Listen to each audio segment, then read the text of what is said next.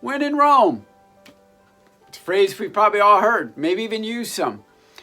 I always thought it came from a movie, but actually it was first used in a letter written in 1777 to someone that was coming to Rome, and basically talking about some things in Rome and saying, hey, when you're here, this is how you should act. I want to take the next several weeks to talk about not necessarily how we act as Romans, but act as Paul called the Romans to act in the letter God inspired him to write to those in Rome. I want to start off by reading in Romans chapter 1, Paul's introduction here. And then in verses 6 and 7 of that he says, and you also are among those who are called to belong to Jesus Christ.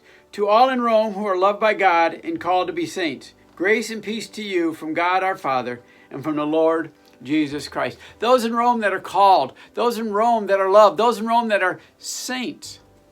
I want to focus today on the idea of saints. See, man has a way of taking a word that God intended one way, and because of time, because of culture, because of how we want it to be, we adapt that word.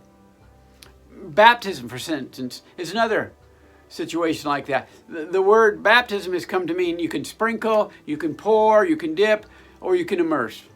Well, to God, when he had the writers write that word, and in that culture it meant to immerse, to put completely underwater. But man has adapted that to fit what we wanted to fit, what worked well for us. Well, that's not what it meant. And see, that's another instance here when we look at this introduction and the idea of to the saints in Rome.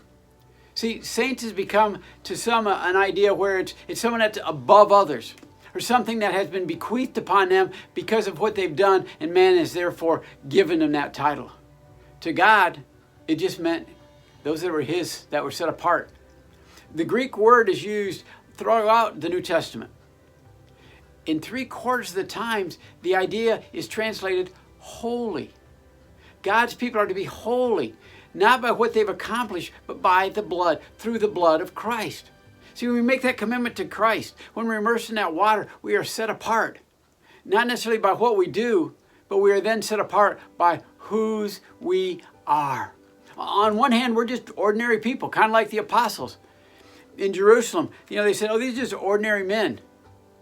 But on the other hand, they were extraordinary. And we are extraordinary in what we have been set apart to do because of what has been done for us. As we look at this aspect of being holy today, as we look at this aspect of what we're called to be, I want to look at the idea throughout the book of Romans. Who we are called to be. We are God's holy people, set apart. My challenge for you is to grasp that holiness, that sainthood, so to speak, that you have, and to be extraordinary. Mindful of whose you are. Mindful that you are called by God. Mindful that you are loved. Mindful that you are a saint. Let's go and let's be saints this week. Let's go and let's be extraordinary in the world we live in.